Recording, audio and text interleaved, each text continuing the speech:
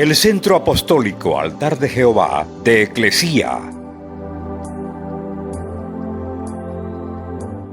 presenta lo mejor del trigo. Conduce Lourdes Bravo de Villar.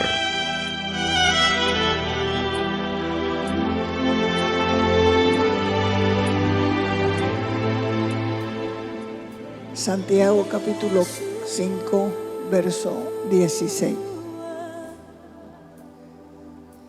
Por eso dice, confiésense, manifiesten, exterioricen, declaren, revelen unos a otros sus pecados y oren, rueguen, supliquen unos por otros para que sean sanados, para que sean recuperados, curados, porque la oración del justo es poderosa, es enérgica, es activa y es eficaz.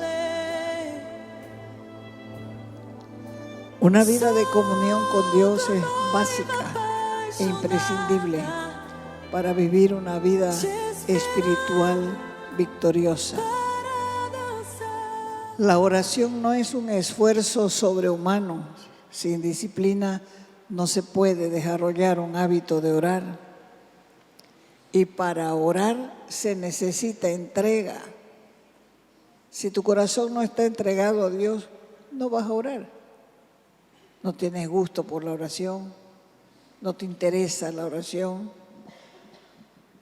Necesitas una entrega, y es una entrega voluntaria de una relación de amor.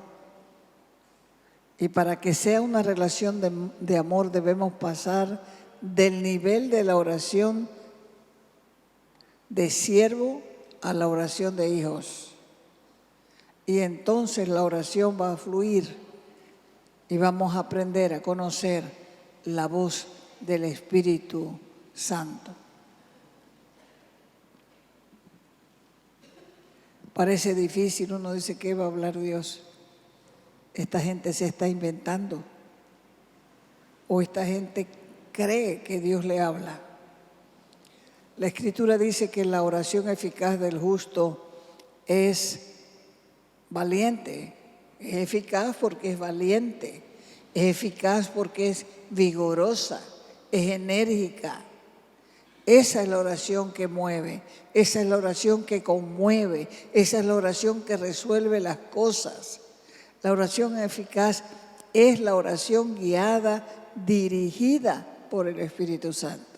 Pruébelo, póngase a orar, póngase en las manos del Espíritu Santo y deje que Él fluya.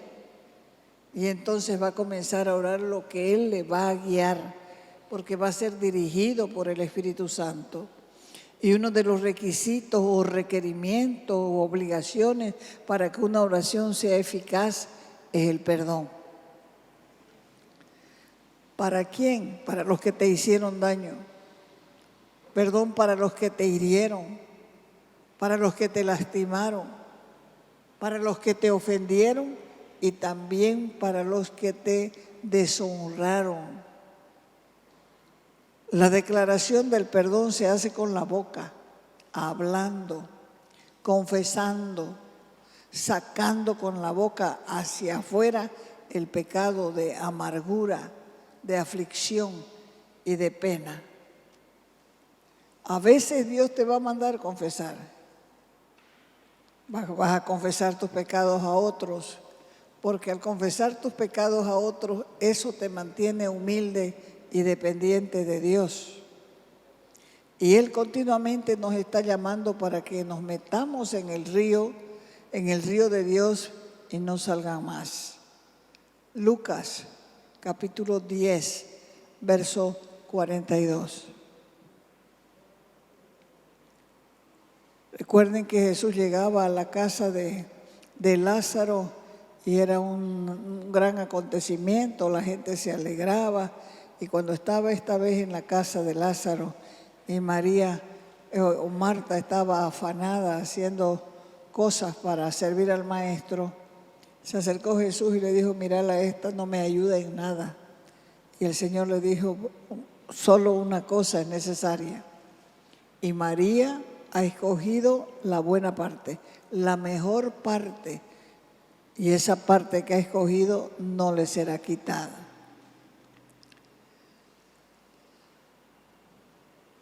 Lo que he aprendido de la oración es que a Dios no le gustan los protocolos, le gusta la sencillez y le gusta la humildad. La oración es algo amistoso, algo íntimo, porque el Espíritu Santo está presente en cada minuto de oración. Como dije al principio, cuando oramos, nos parece que estamos en un monólogo. ¿Qué es un monólogo? Un monólogo viene del griego mono, que quiere decir uno, y logo, que es la palabra. Entonces, un monólogo es un discurso dicho por una sola persona, que puede dirigirse a sí mismo, que puede dirigirse a otras personas, o inclusive se puede dirigir al lector. El monólogo es un recurso utilizado en todos los géneros literarios. Se pueden encontrar monólogos tanto en la poesía, en el teatro, en la novela. Y así comienza la oración como un monólogo, nosotros hablando sin escuchar. Hable que hable, pide que pide, pero no escuchamos nada. Pero a medida que nos vamos despojando de las cosas, nos vamos despojando del peso, nos vamos despojando del pecado, nos vamos despojando de las distracciones, entonces la comunicación avanza. Es algo similar como cuando uno se mete al río. Primero uno está en la parte panda, uno entra y está confiado porque está pisando fondo, como se dice. Pero a medida que avanzamos y comenzamos a sentir la profundidad, sentimos temor porque es algo desconocido. De la misma manera o de la misma forma es la oración. Cuando comenzamos a orar, entramos precipitadamente a hablar. Hable, que hable. ¿Le ha pasado así? Repite y repite y repite y vuelve a empezar lo mismo otra vez. Y otra vez repite y se cansa, pero con el tiempo esta conversación se va haciendo lenta, distinta, diferente. Van a disminuir las palabras, vamos a esperar más, porque nos han dicho que Dios nos habla, entonces estamos hablando menos y estamos esperando que Él intervenga. Sabemos que Él está presente, pero no escuchamos nada. Y ahí viene el temor. Para otros, la oración es algo muy pesado, muy fastidioso. Y esto sucede porque el pecado no confesado es un obstáculo para el orador. Como Dios es santo, hay una barrera entre Él y nosotros cuando tenemos pecados sin confesar. Isaías, libro de Isaías 59:2. Dice, pero vuestras iniquidades han hecho división entre vosotros y vuestro Dios, y vuestros pecados han hecho ocultar de vosotros su rostro para no oír. También en el Salmo 66:18, David escribe por su experiencia que Dios está lejos de las personas que tratan de esconder su pecado. Salmo 66:18. Dice, si en mi corazón hubiese yo mirado la iniquidad, el Señor no me habría escuchado. Entonces, cuando nacemos de nuevo, recibimos una nueva naturaleza. Esa nueva naturaleza aún reside o vive en nuestro antiguo cuerpo. Y esa vieja tienda o casa o vida es corrupta y pecaminosa. Romanos capítulo 8, verso 13. Si viven conforme a la carne, dice Romanos 8, 13, si viven conforme a la carne, morirán. Mas si por el Espíritu hacen morir las obras de la carne, vivirán. Cuando somos guiados por el Espíritu en una relación correcta, entonces podemos orar en comunión con Dios. La Biblia se refiere a muchas áreas de pecado que son obstáculos para una oración efectiva. Primero, cuando estamos viviendo de acuerdo a la carne y no de acuerdo al Espíritu, nuestro deseo de orar y nuestra habilidad para comunicarnos con Dios tiene obstáculos. Ejemplo, el egoísmo es un obstáculo para la oración. Una manera de vivir en la carne se manifiesta precisamente en el egoísmo. Y cuando uno es egoísta, comienza a orar y a pedir todo lo que quiere. Y nuestros motivos en la oración, todos son egoístas. Primera de Juan 5:14 dice, y esta es la confianza que tenemos en Él, que si pedimos alguna cosa conforme a su voluntad, Él nos oye. Entonces, el pedir de acuerdo a la voluntad de Dios es lo mismo que pedir en sumisión a cualquier cosa que pueda hacer su voluntad, ya sea que sepamos o no de qué se trata. Y como en todas las cosas, Jesús sigue siendo nuestro ejemplo. Cuando Él oraba, Él siempre oraba de acuerdo a la voluntad de su Padre. Por eso en Getsemaní Él oró y dijo, Padre, si querés, pasa de mí esta copa. No se haga mi voluntad, sino la tuya. Las oraciones egoístas son siempre aquellas que tienen como intención gratificar nuestros propios deseos. Y nuestros deseos siempre son egoístas. Y no podemos esperar que Dios responda. Por eso la Escritura dice, Santiago 4:3, piden y no reciben, porque piden mal. Piden para gastar en sus propios deleites. Entonces, los deseos egoístas producen un endurecimiento de corazón.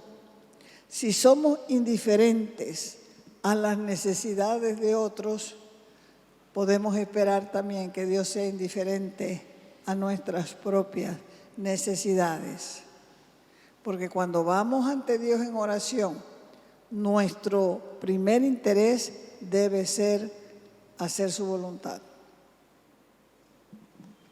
Segundo, debe ser las necesidades de otros, es decir, esto se deriva del entendimiento de que debemos considerar a otros antes que a nosotros mismos y estar preocupados por sus intereses por encima de los nuestros.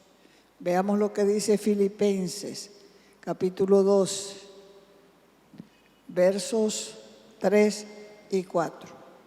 Nada hagáis por contienda, nada hagáis por vanagloria, antes bien con humildad, estimando cada uno a los demás como superiores a él mismo, no mirando cada uno por lo suyo propio, sino cada cual también por lo de los otros. Porque un obstáculo mayor para la oración efectiva es un espíritu que se niega a perdonar a otros. Y cuando nos negamos a perdonar a otros, crece en nosotros una raíz de amargura en nuestro corazón que ahoga nuestras oraciones. Entonces, ¿cómo podemos esperar que Dios derrame sus bendiciones sobre nosotros si lo que tenemos adentro es odio, rencor, amargura, crítica, queja, murmuración? Dios lo ve todo, todo lo ve, todo lo escucha, todo lo siente. Entonces, este principio se nota bien claro en la parábola de los dos deudores. Esa parábola está en Mateo capítulo 18, del verso 23 adelante. Por lo cual dice, el reino de los cielos es semejante a un rey que quiso hacer cuentas con sus siervos. Y comenzando a hacer cuentas, le fue presentado uno que le debía 10,000 talentos. A este deudor de los 10,000 talentos, como no pudo pagar, ordenó su señor venderle. Esa era la costumbre. Si uno tenía deuda y no podía pagar, entonces lo vendían a él como esclavo, a su mujer como esclavo y a sus hijos más para saldar la deuda.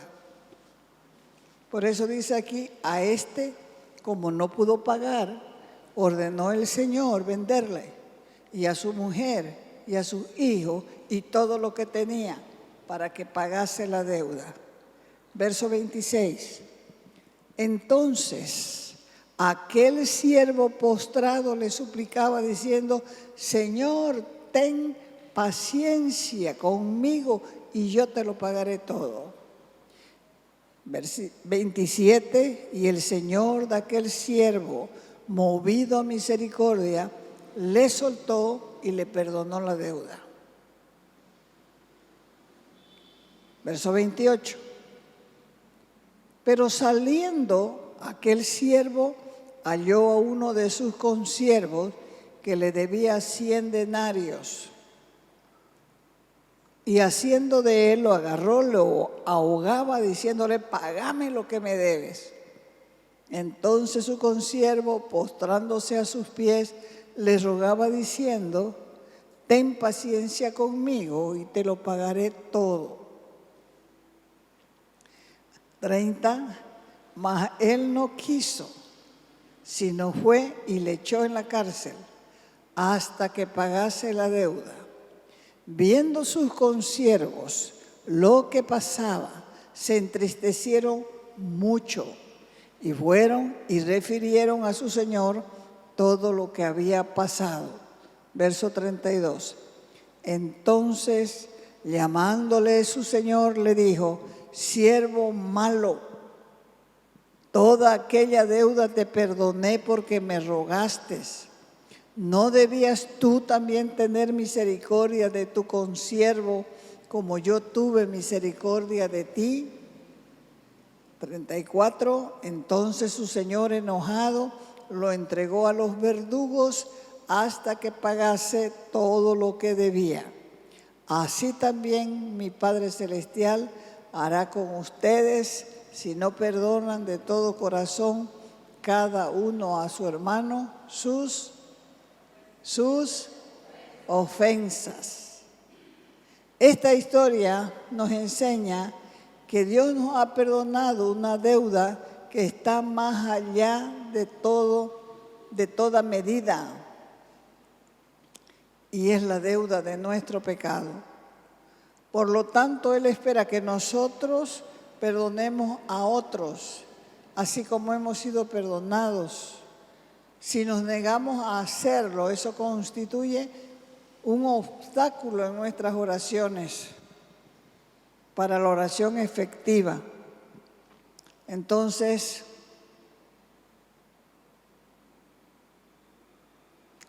a veces nosotros pensamos y venimos al Señor convencidos de que Él nos va a conceder todas nuestras peticiones y que Él está obligado a hacerlo. Y comenzamos a orar sin dudar, orando firmemente, pero nos olvidamos de esto, que Dios dice que nosotros tenemos que aprender a ¿qué? A perdonar. ¿Es difícil perdonar a veces? Es difícil. ¿Saben cuándo es difícil? Cuando uno está enojado.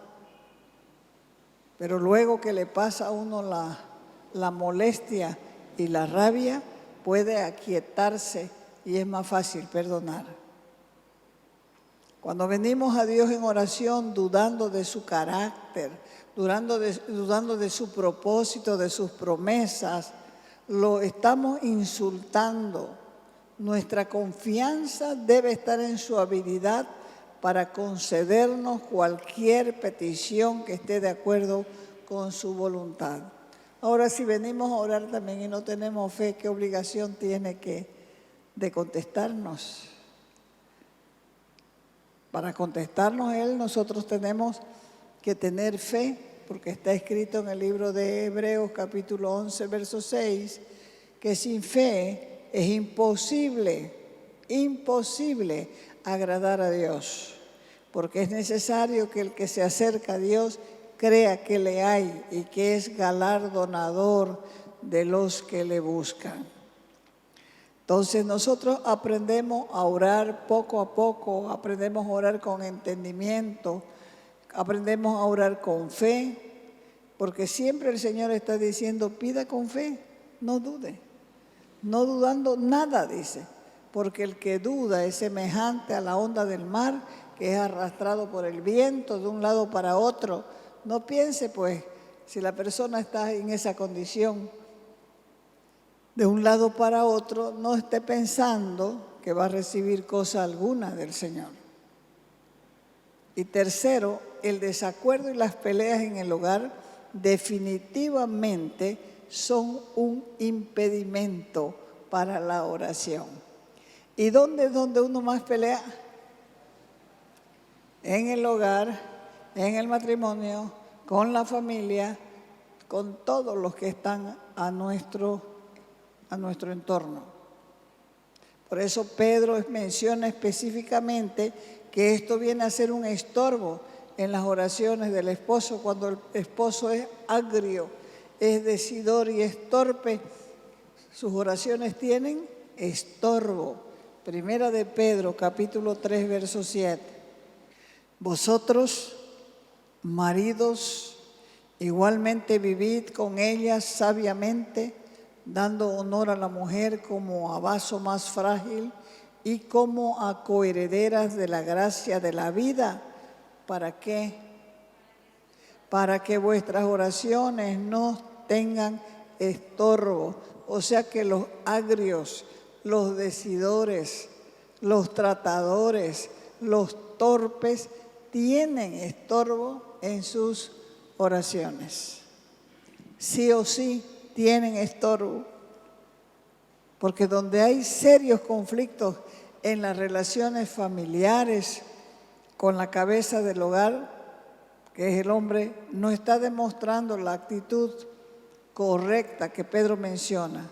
Entonces su oración, su comunicación con Dios va a ser seriamente obstruida. Igualmente las esposas, las mujeres, nosotros debemos seguir los principios bíblicos de sumisión al liderazgo del esposo, si es que queremos que nuestras oraciones no tengan estorbo. Efesios, capítulo 5, versos 22 al 24. ¿Quién escribía todas estas cosas? Pablo, qué sabio era Pablo. Las casadas estén sujetas a sus propios maridos como al Señor, porque el marido es cabeza de la mujer, así como Cristo es cabeza de la iglesia, la cual es su cuerpo y Él es su Salvador. Así que como la iglesia está sujeta a Cristo, así también las casadas lo estén a sus maridos en todo lo que es correcto. Eso hay que añadir, en todo lo que es correcto. Afortunadamente, todos estos obstáculos en la oración pueden ser solucionados. ¿Cómo? Viniendo delante de Dios en una oración de confesión y de arrepentimiento. Porque está escrito que si confesamos nuestros pecados, Dios es fiel y justo. ¿Para qué? para perdonar nuestros pecados y limpiarnos de toda maldad. Entonces, una vez que hayamos hecho esto, vamos a disfrutar de una oración clara, una oración abierta de comunicación con Dios. Y entonces nuestras oraciones serán escuchadas, nuestras oraciones van a ser respondidas, si no, van a estar llenas de obstáculos y hasta de enojo, porque uno de esperar y esperar se cansa que Dios responda. Pero si nosotros hacemos lo que es correcto, entonces vamos a esperar, pero con una sensación de gozo, sabiendo que Dios nos va a contestar. Como todo lo que vale la pena, la oración es un proceso que necesita tiempo, compromiso y disciplina. La oración no ocurre solo cuando se está desesperado. La oración debe ser una conversación constante. Y como es constante, ahí es que se vuelve interesante.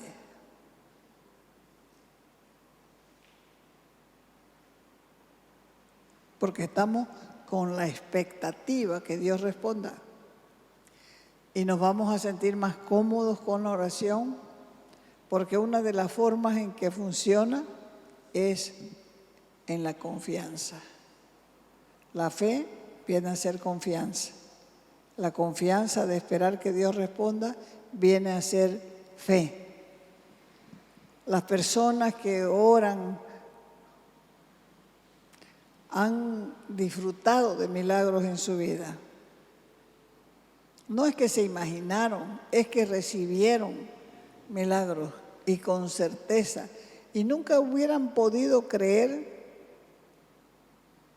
si es que no pudieran experimentar la respuesta de Dios. Imagínense un milagro que desearían, que les gustaría ver.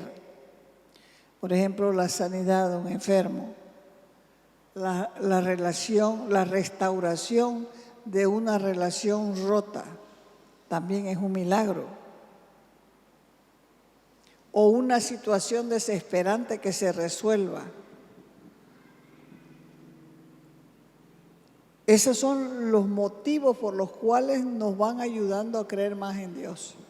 ¿Por qué? Porque Él responde, la oración fluye, desciende de su trono, nos lleva a una vida genuina, nos hace creer en el Señor y respalda más nuestra fe.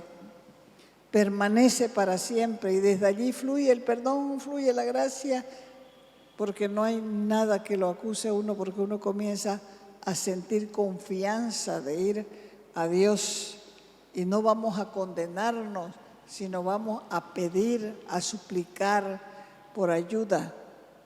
La oración nos enseña además a nombrar las cosas por su nombre, a contarle al Señor lo que Él ya sabe. Dios todo lo sabe. Eso que ocultas ahí en lo ocultito, lo sabe. Todo lo conoce, todo lo ve, todo lo entiende. O sea que contarle las cosas que Él ya sabe, lo que quiere es que aprendamos a ser sinceros, que aprendamos a ser específicos en nuestras oraciones. Lo que creemos, eso es lo que nos da poder. Y está escrito que todo es posible para el que cree.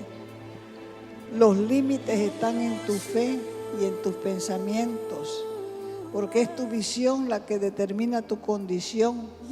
Lo que planifiques, lo que creas, eso es lo que vas a recibir. Así que no te des por vencido con tu vida de oración. Nadie que tenga éxito en lo que haga te dirá que no creía que podía. Porque todo comienza en la mente, en los pensamientos. Ahí viene el desafío. Ahí es que uno decide aprender a orar, decide aprender a disciplinarse y avanza por fe. Entonces todo es cuestión de creer para poder ver. El que no cree no puede ver, pero al que cree todo le es posible. Te invitamos a nuestras reuniones los días viernes y sábado a las 6 de la tarde. Los domingos a las 10 de la mañana y a las 6 de la tarde. Calle Nicolás Suárez, esquina Félix Pinto.